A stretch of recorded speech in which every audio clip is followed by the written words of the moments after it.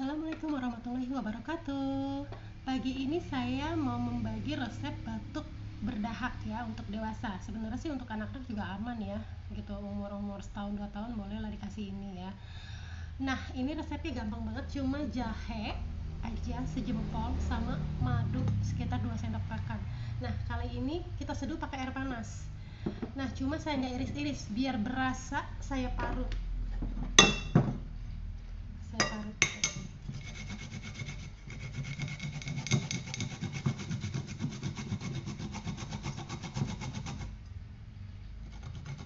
Simpel banget ya, ternyata tuh semua ada di dapur. Obat-obat yang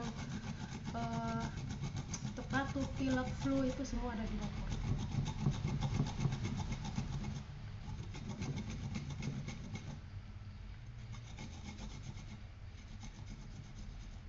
Nah udah, kenapa sih kok harus diparut? Kalau saya biar lebih berasa aja gitu, soalnya kan cuma jahe doang.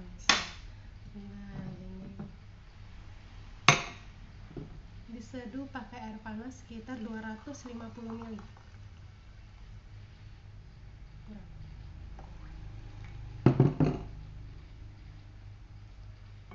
Udah diaduk-aduk. Nanti kalau udah hangat baru masukin madu ya, 2 sendok makan.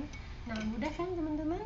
Oke, itu aja resepnya kali ini. Jangan lupa like, share, dan subscribe. Assalamualaikum warahmatullahi wabarakatuh.